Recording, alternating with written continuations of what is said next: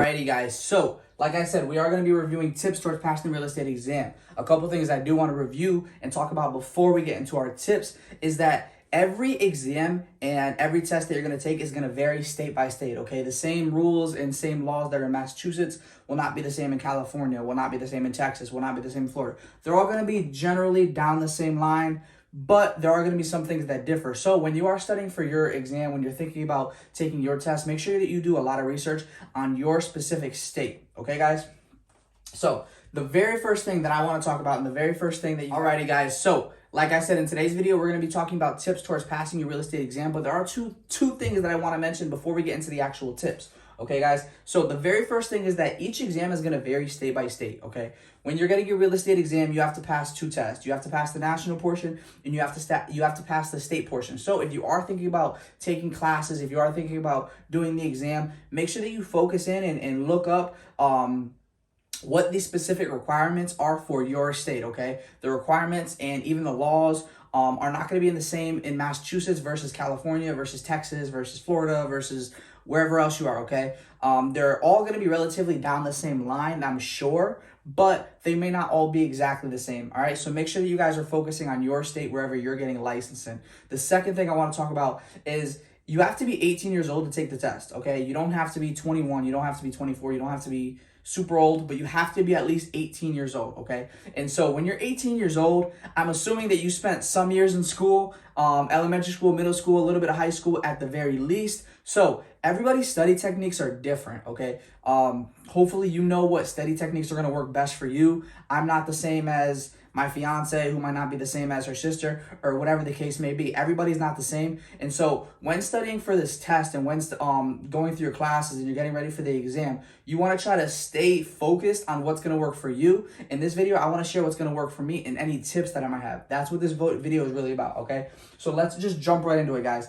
The very first thing that I want you guys to focus on when you guys are going through and you guys are taking the exam, or I'm sorry, when you guys are taking the classes and you're getting preparing for the exam, the number one thing, and this is in no order, guys. I also want to throw that out there. This is in no order. No one thing is more important. I feel like they're all equally important, but let's get going. So the very first thing that I'm going to say, and the very first one I want to put up, is to focus on math, okay? For some people like myself, math comes relatively easy. When you guys are doing real estate, there's not going to be any crazy math equations. It's not like you're in, I don't know, a high math. Like, you're not going to be doing anything super crazy. You're not going to be, it's going to be very rare or maybe never that you guys will ever create graphs or do long equations. Math is relatively simple, but for some people do struggle with math.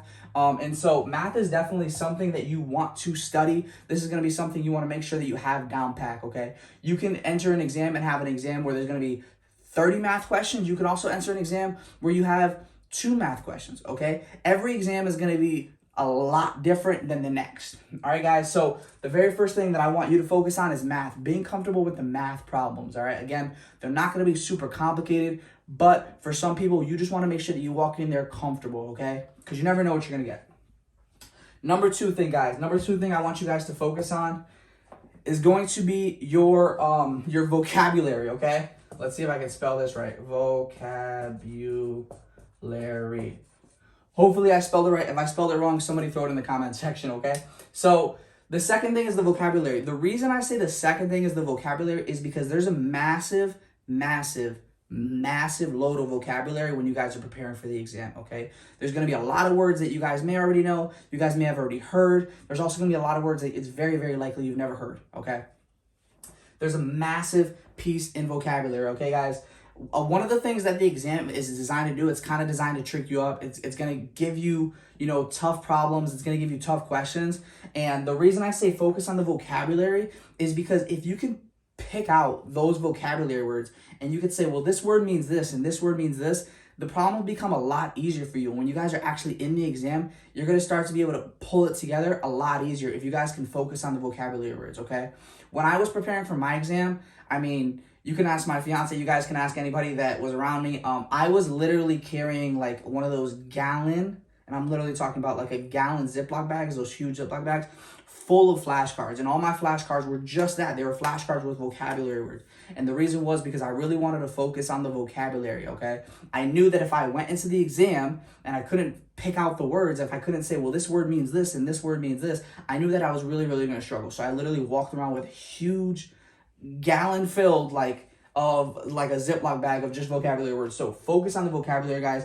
If you can pick out the words that you understand and just slowly start to piece together a complicated question, you're likely going to be able to start to head down the right path of finding the correct answer. Okay, so that's the number 2 thing. Number 3 thing that I'm going to throw up here, guys, is take as many practice exams as possible. Take as many practice questions, okay? What I'm going to put is I'm going to put practice questions, okay? Take as many practice questions as possible. I had somebody literally, he probably hit me up about a month and a half ago, and he said, hey, how do I get started? Kind of explained to him how to get started. And there was an option in his package, on his online package, to basically opt in and get, I think he said 500 exam questions. Opt into those, guys. You want to have as many exam questions as possible. Go through as many different scenarios as possible, okay? Because when you get to the exam, you don't know what you're going to see. Like I said up here, I was talking about the math, but this is 100% true. You can walk into an exam and have nothing but vocabulary. You can walk into an exam and have nothing but math. Every single test is different, and anybody that you ask out there is likely going to tell you the same thing. It's very, very likely that Sally did not have the very same test as Ted. Every single test is different, and they're designed to be different. Okay, guys? Practice questions are important.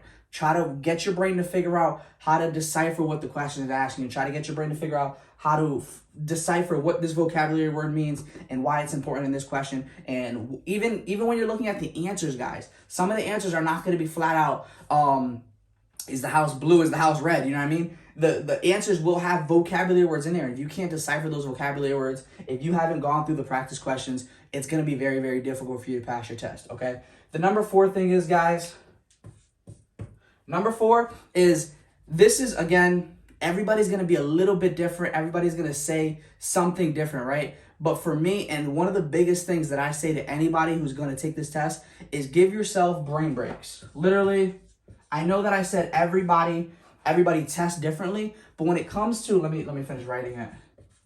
Brain breaks, right? When it comes to a massive test like this, I mean, when I took my test, correct me if I'm wrong, guys, I could be off about this a little bit. I think that each exam, again, you take 2 exams, I think each exam is either at 80 questions or a little less than 80 questions. Maybe it's 80 questions and 60 questions. Regardless, you're well over 100 questions, okay?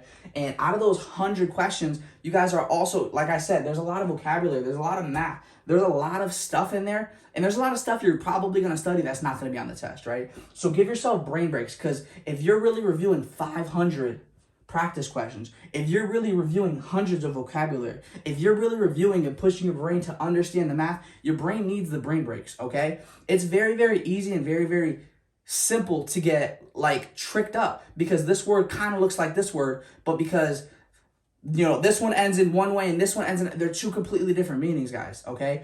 Don't allow yourself to get tripped up. And by giving yourself the brain breaks, you're going to allow your brain time to rest. You're going to allow your brain time to breathe and just think and just kind of digest everything you just took, right? When I took my test, I think that I studied super crazy for 10 days, maybe 14 days.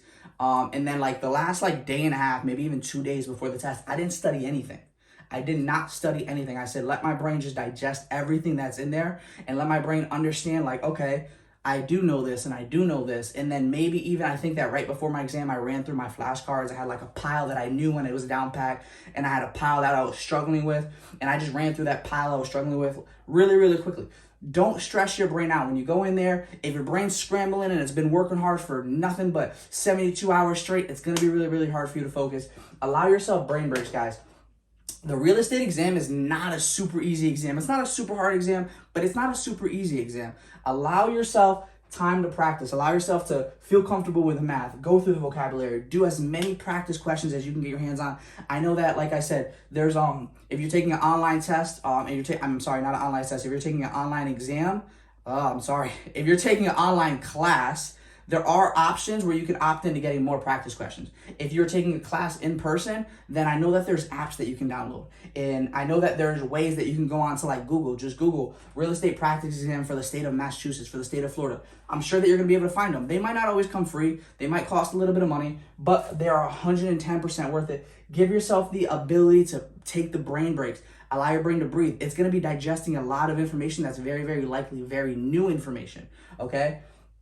These are my top 4 tips, guys. The other thing I will say, I'm not throwing it up there, but there's a lot of people who take this exam and fail on the first try. When I took mine, I failed both the exams on the first try. I failed the state and I failed the national. Went back for a second time, passed the national, failed the state. Went back for a third time, passed the state. Okay, not everybody's gonna pass it on the first try. Like I said, there's a lot of information to digest. There's a lot of information to take in. Believe in yourself, guys. Just kind of stick it out. If this is something that you really, really want to do, and if you guys really want to get into the world of real estate, being a real estate agent, helping other people out, take your time, okay? Don't feel like, oh, I failed on my first try, I failed on my second try, I'm never going to do this again. Push through it. If this is really something you want to do, believe in yourself, guys. This exam is not easy, but these are definitely be the 4 tips, 4 things that I'm going to tell you guys to focus on when you guys are entering the exam.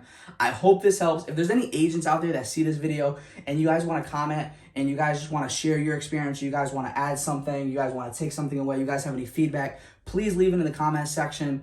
If you guys are thinking about becoming agents and you guys have any questions, please leave it in the comment section. I appreciate everybody who's watching this video. Share this video so we can help somebody else out that's thinking about getting their exam, thinking about getting their license. Share the videos, guys. Like my YouTube channel. Follow me on all my social medias, and I'll talk to you guys again real soon.